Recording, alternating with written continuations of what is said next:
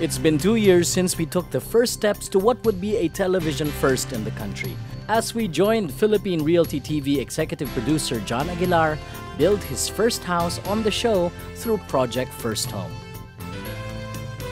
Through the series, we learned the step-by-step process of building a house from scratch. It wasn't always easy, but it was an educational and rewarding experience to see the dream come to life. It was very interesting building Project First Home and building a house for the very first time. You know, it wasn't easy. We made a lot of mistakes along the way. And the good thing about it is that through our mistakes, we hope that, you know, the viewers were able to learn how to do things correctly and what to avoid. So I guess in that way, we did our job. We then took things a step further by building a sustainable, eco-friendly home that would teach viewers how to build with the environment in mind. Project Green Home was a culmination of learnings from both here and abroad, and showed that the green movement is imminent here in the country.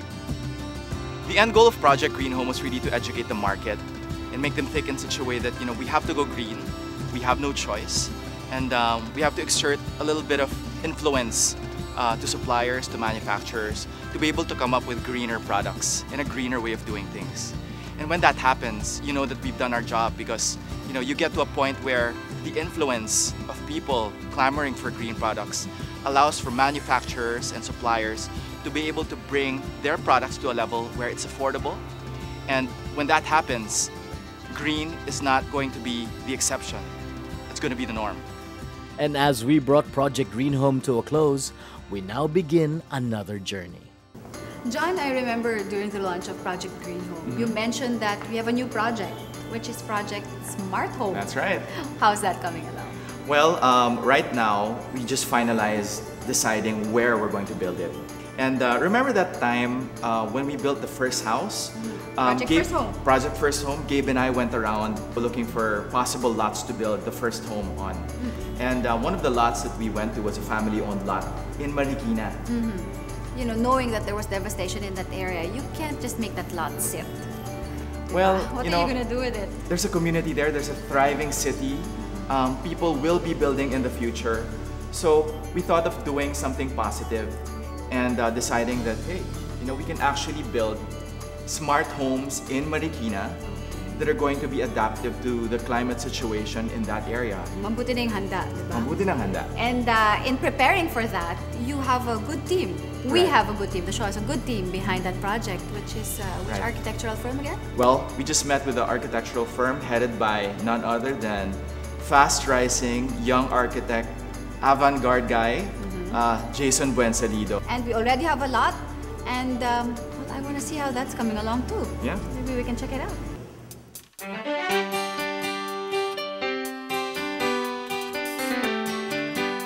Hey John, I love this location. 2 years ago, you're minutes Natatandaan mo away. yun? Oh yeah. We had this location for first home. Right.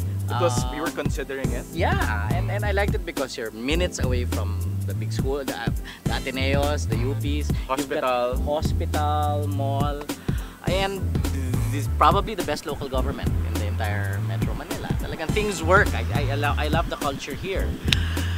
But that was 2 years ago, John. And we both know what happened since that time, right? Yes, we both know what happened. So Actually, nabalitaan nga namin when Nondoy happened here.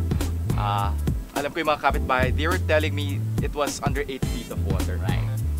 Right. So maybe we should ask the people who live here what it's like living here before we make a big decision on investing and building here. Sige, alam ko may mga kapitbahay doon. Okay. Alam ko may engineer. Okay. Kapitbahay tayo. Sige.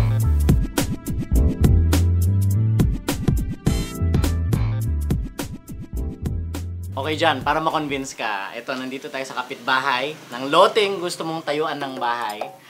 Si engineer, kwento nyo naman kay John kung ano nangyari dito ng Ondoy. Hanggang saan ba yung tubig? Hanggang doon ang tubig, hanggang Okay. hindi mo makita tuktok ng FX nakaparada dito. Okay. So, lampas FX. Yes. Okay. So, anong ginawa nyo nung pumasok ang Ondoy dito? Pumunta kami sa taas. Okay. Yan. Okay. Bali minutes ang taas. Minuto lang. Okay. Talagang mabilis. Mula nung nangyari yung Ondoy, ano yung mga ginawa nyo na para ihanda yung sarili nyo? Sakaling mangyari. Bali ho, meron na kaming mga bote. Okay. ng mineral. Okay, para talagang may pang-inom. Hindi ho, sasakyan namin yan kung sakasakali. Ano, parang ano? Parang raft? Parang raft? Oo, parang ganun. Meron kayo Ano, dito? biglang tatali nyo? Meron po ako doon. Nakaan dyan? Oo, saka yung styrofoam. O yan, dyan, ganyan na. Kasi sila may So, bangka eh. Yung paghahanda nila, meron na silang styrofoam na sasakyan nila. May raft sila. Okay, yun. Yun lang ah. Engineer kayo, di ba? Kung alam nyo lang na magkaka-ondoy, paano nyo sana dinesign yung bahay nyo? Ibang ang padala, ito malambot talaga. Kaya kailangan may reinforcement yung pinaka-flooring mo. Floating reinforcement. Okay. Itataas mo yung structure mo. Okay, tapos? Kung you anticipate na meron na naman undoy naman darating, itataas mo yung structure na kung magpapatayo ka, hindi ba pwede na yung bungalow. Kailangan at least Build up. You build up. 2-3 stories. Thank you. Thank you very much.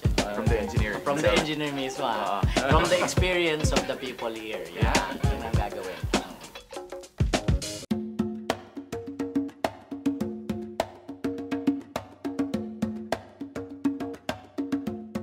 Okay, John. I'll be honest. I'm in Marikina a lot. I'm here 4 or 5 days a week. If I had a choice, like you do right now, you have a choice. Sorry, I don't think I'd like to build here, especially in this particular lot. You're right behind the creek. Hello. And John, you have a choice. Why are you building here? Okay, that's the thing eh. I have a choice. But the people here in Marikina, they don't have a choice. Yung mga lupa nila nandito, their roots are here. You know, for people who live in low-lying areas, may magagawa ka eh. Ang Pinoy, we are known for our ingenuity, diba? Our adaptiveness, our resilience. What better way to show that we can rise from the floods, but by building a smart home that, you know, will be able to adapt and withstand the flooding that will happen again in this area in the coming years. Okay, you've got to convince me. Yeah. Totoo lang. So, if I were you, cut your losses now, build an ark. So, Project Arc ang Arc. sinasuggest mo. Maghahanap na ako ng partner para isakay sa akin.